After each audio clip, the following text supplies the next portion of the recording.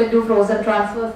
And finally, because this is an artificial cycle, there is no copper. Many times, I mean, especially in a frozen, corpus luteum may not be there, or it may be defective, and so luteal support with progesterone. So these are the basic steps. So every woman, as I said, it must be individualized depending upon the age, ovarian reserve, her BMI. An obese woman will require more medicine. Previous attempts. First attempt, you can start with a lower dose, but suppose she is not responded to a lower dose, you will have to increase the dose and previous surgery. So as we already said, you have to, this is a poor response, getting 1 to 5x, the oocyte number. So if you get more than 15, that is a hyper response. Anything between 8 to 15 is taken as a good response. So this is what we want, but we don't always get it because many times things are not in your control. So depending on this, you have an individualized dose. You can use, I'm not going into these details, you have follicle stimulating hormone, you have human, menopause, gonadotropin, LH, all these things, I think it's beyond your thing. Now looking at the protocols, you have two protocols, mainly two protocols in IVF. Now initially, the initial IVF, as I said, was done in a natural cycle. But what is the problem with natural cycles? Things are very fun. First of all, you have only one egg and you don't know, isn't it? Secondly, things are very erratic. They are not in your control. So what reproductive physicians later did is, they try to get control over the woman's body. And for that, what you do is, you have to give this was the first protocol. You have what GnRH is produced from the hypothalamus. So GnRH agonists are available.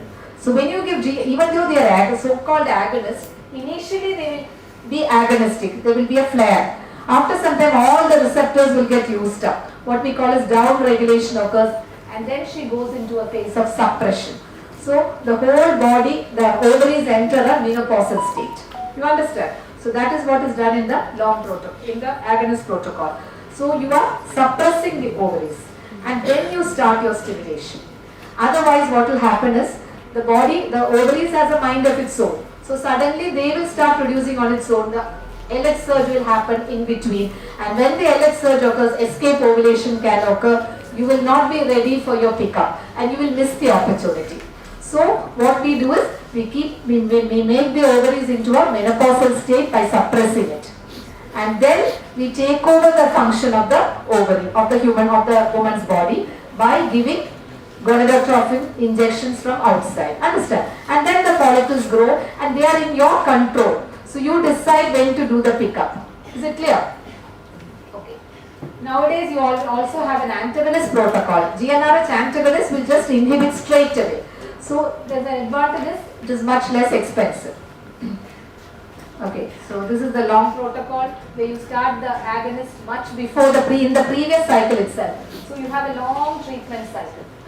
Whereas in an antagonist protocol, you start, the antagonist is given only for a few days, only that one cycle is there. So it is more convenient for the woman, less complications, less expense. Is it clear? But somehow you need some suppression. Otherwise it becomes a natural cycle, it's very difficult to manage. So sometimes we do go for modified natural cycle and mild IVF, especially in very, very poor responders, older women.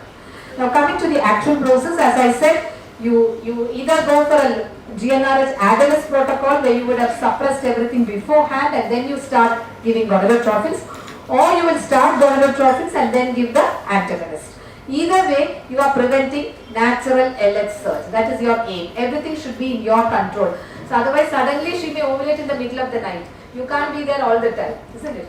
So this is, a stimulated ovary will look like this. It looks like a bunch of grapes, isn't it? This is stimulated ovary. These are all transvaginal ultrasound. So you do the vaginal scans, start doing on day 5 or day 6, and then you decide if the growth is fine, you continue at the same dose. If the growth is inadequate, you step up the dose or you reduce the dose, whatever.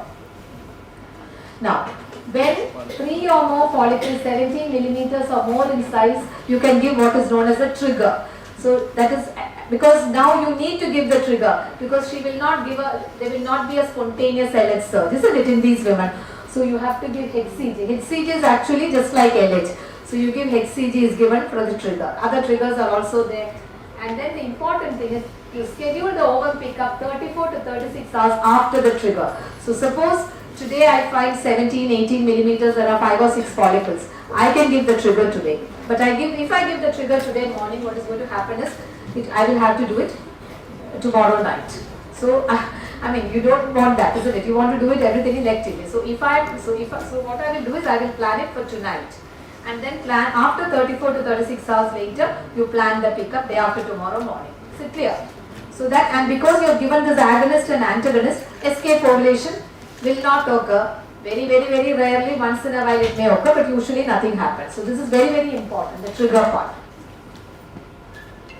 And then the day of the ovum pickup comes, and on the day of the ovum pickup, what we do is, this is the transvaginal scan. You do a transvaginal scan, and attached, it is done in the theatre. You have a theatre, and adjoining you have an embryology lab. And in the theatre, we do the transvaginal scan. You do the scan and see the follicles, and make sure how many follicles are there in each ovary. Attached to this transvaginal scan, there will be a needle guide, and there will be a long needle that is called the ovum pickup needle. So that ovum pickup needle will be connected to this tube, this test tube, and that is connected to a pump, an ovum, which gives negative suction.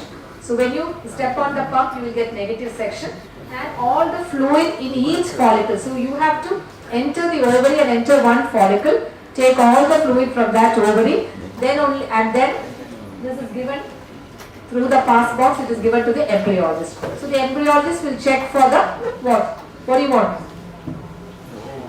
Ovum. The embryologist will check for the egg, and they will tell you. So like that, you aspirate all the follicles in both the ovaries, and at the end of it, the embryologist will tell you how many eggs are there.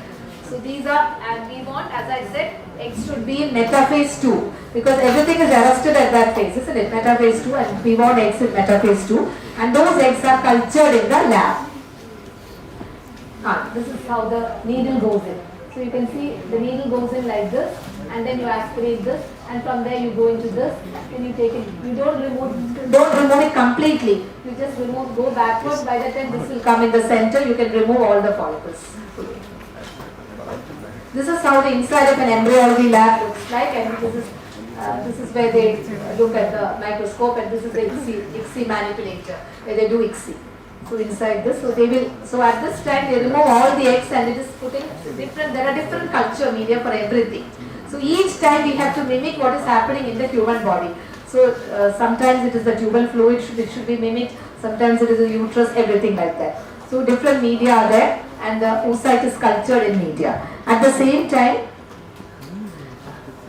the man gives a semen sample, and as I already said, the semen is washed and prepared, and the best sample semen is taken.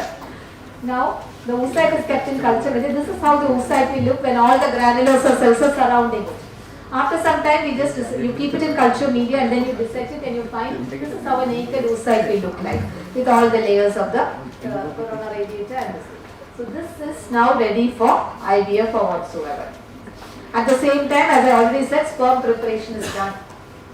Now, if this patient is for in vitro fertilization, what we do is we inseminate. The egg is surrounded. The sperm is, each egg. One egg is put into one dish, and then sperm is surrounded. There is a formula for that. How many sperm? The sperm is surrounded by that, and that is good. But how many sperm you put, only one sperm will reach the egg because of what was already mentioned. Sir said in the morning. What? Disperm is prevented in vivo as well as in vitro because of the Zona reaction. So when one sperm goes inside, you have the Zona reaction, isn't it? And so more sperm will not occur. So this is how it occurs. You have the Zona pellucida, Zona reaction occurs. So once this sperm is this is very smart. Here also you need smartness. So here in IVF you have natural. I was very intrigued by your love story, and that brought me to, I come to that. So this is, yes, this sperm reaches the egg, and once this sperm reaches, all the others have failed, they are not good. So here also you have a little bit of natural selection when it is in vitro fertilization. Now this is when you go one step further, especially when you have problems with the male, and this is ICSI, intracytoplasmic sperm injection. So this is a holding pipette, and this is an injecting pipette, and this is the egg. So with the holding pipette you support the egg, and with this injecting pipette you have already got the prepared sperm. So you will take one sperm. So you can see the sperm inside the red. This is the sperm, a tiny dot.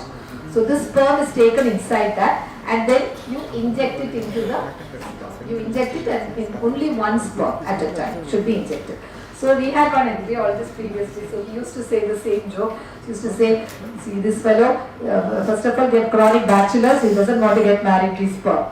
So we are now forcibly trying to induce this thing. So when what happens is that in ICSI, because the sperm will be running about like this, no? So it is very difficult to take the sperm when they are running about. So what they do is, they will just cut the tail. The tail is just knocked off.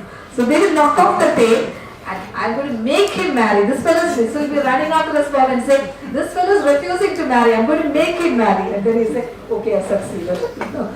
So this is ICSI. You go one step further. This is how it is done in this. Under that, there is an inverted microscope and a micro manipulator with very, very high magnification. So the next day what we look at pronucleus. So you know, even with ICSI, with IVF, failed fertilization can occur.